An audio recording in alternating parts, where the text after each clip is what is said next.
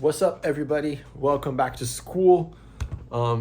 This is edgalbinski. This is the second epi of the iLearning series. You rate and learn from official top split races on iRacing. Let's level up together. Before we start, make sure you check out the previous video from the series, episode 1, subscribe to the channel, and let's get it.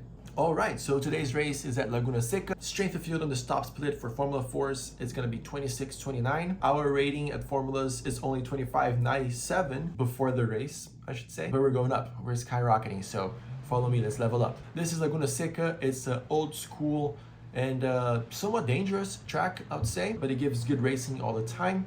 So let's get into it.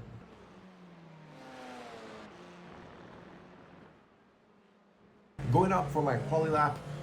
These Formula 4s, it's extremely important to warm up the brakes. They lock up really easily. Hold a little bit of braking while accelerating so you can warm up these brakes.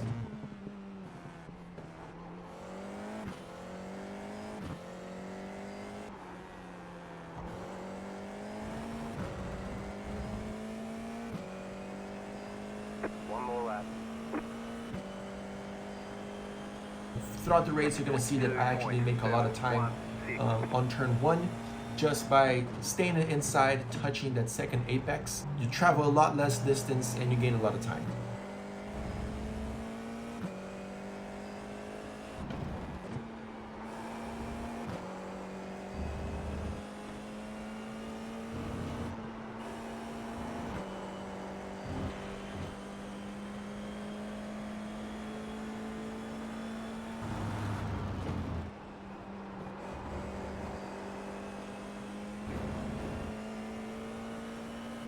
So this is the dangerous section of the track. This left corner here is blind, so you have to just get a good reference point and just turn in. I'm rarely at the limit there. A mistake is very costly. And then of course you have corkscrew. It's probably the most crucial corner of the entire track. Very dangerous. A lot of incidents will happen there for sure.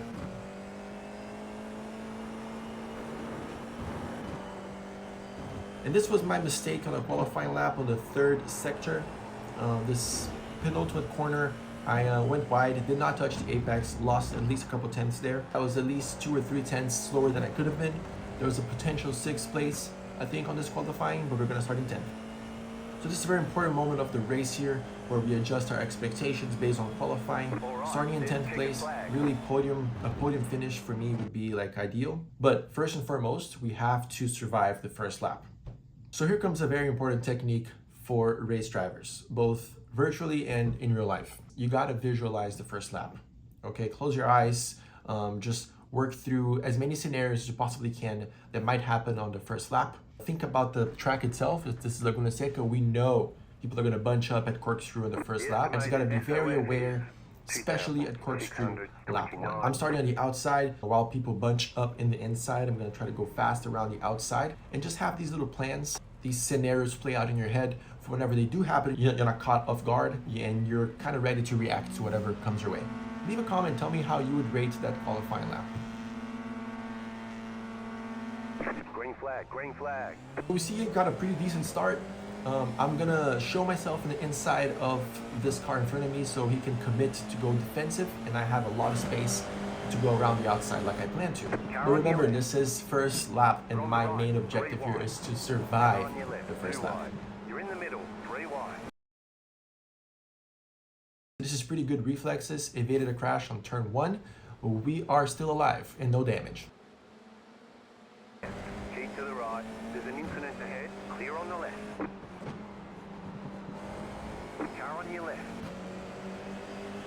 Cold tires, let's take it easy. People make mistakes and that's how we gain positions without having to risk anything.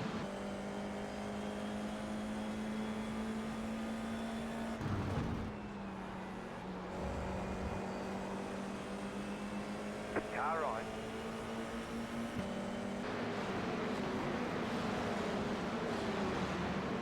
Don't get caught in the moment. Remember the plan and the visualization. You're approaching the most dangerous part of the track, and this is still lap 1. Something might happen. You got a slow car on the right. Go left, go left, go left. Car on your left. We're on the right. 3 wide. That's what I'm talking about, guys. The split-second decision making that made us survive this huge accident that happened in front of us. that could have ended our race right there. That wouldn't have happened if I hadn't done some visualization and understood where the most dangerous part of lap 1 would have been at. I was ready for an incident at Corkscrew, and I was ready to cut that corner if anything happened. I knew I could go straight down there through the sand. So pretty happy with the pre-race planning and visualization that allow us to survive this huge lap 1 incident.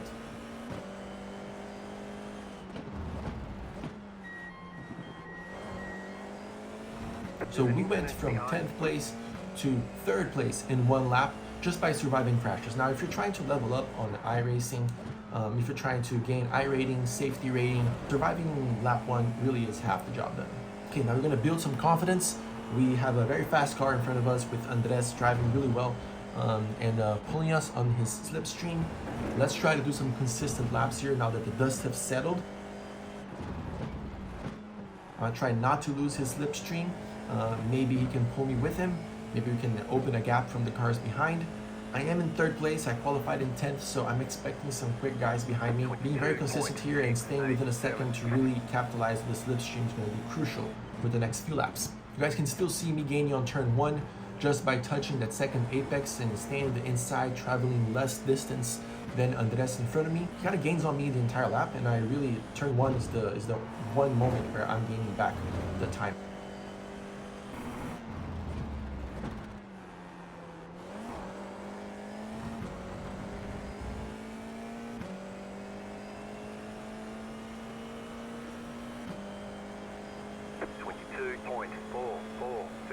New fast flat for you.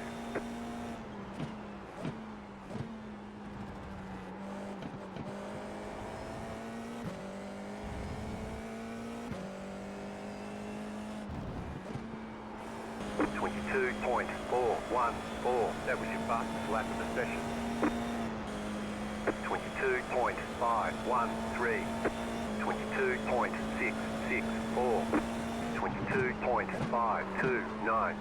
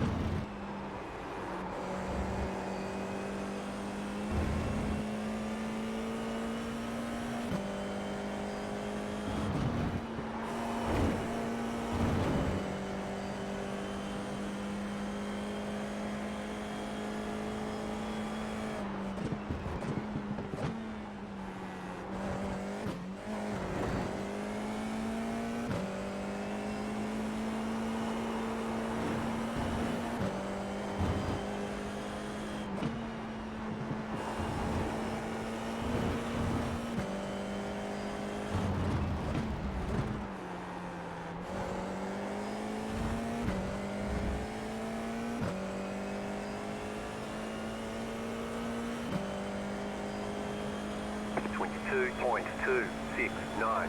Just set your fastest lap of the session.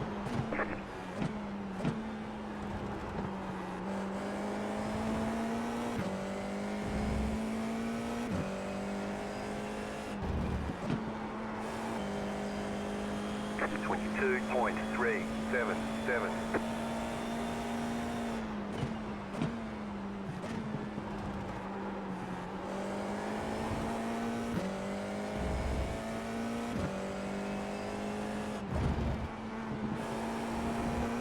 Coming up on the white flag, I actually managed to put myself in a great position, beyond my expectations really, to challenge for 2nd place. Now I will not dive bomb here and throw everything up. I'm in a podium already. It's really good results, especially starting in 10th place. So really my only chance here is making him go defensive.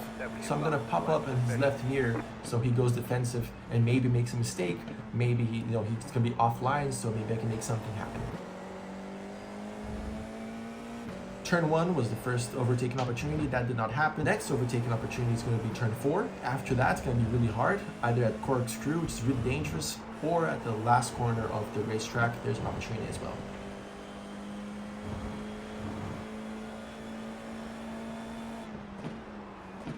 Car on your left. Clear on the left.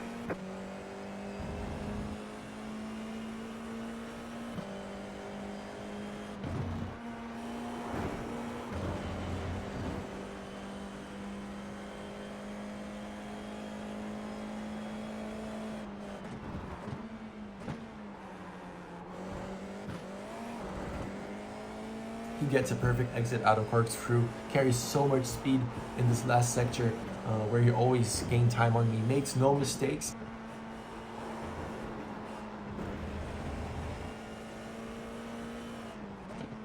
And yeah, there's nothing we can do there. Just have to settle for third place. Just step on that podium, starting from 10th. Good enough. You got a slow car on the right. Car stops on the right. Go left. Key takeaways from this race: the planning and the visualization of different possibilities that might happen on the first lap is crucial, especially starting from the middle of the field like I was. That made us survive lap 1, and that made us get a podium at the end of the race. After that, really is about consistency. If I had made a mistake at any point throughout this race, I would have lost his slipstream, maybe 0.3 a lap, just by being on his reference and on his slipstream. Without that, I would have been vulnerable to guys coming behind. We would have fought the entire race. God knows what would have happened. Might have been involved in incidents. It would have been a whole different race from there. So yeah, consistency is key once the dust settles. Thank you once again for staying all the way to the end of today's video.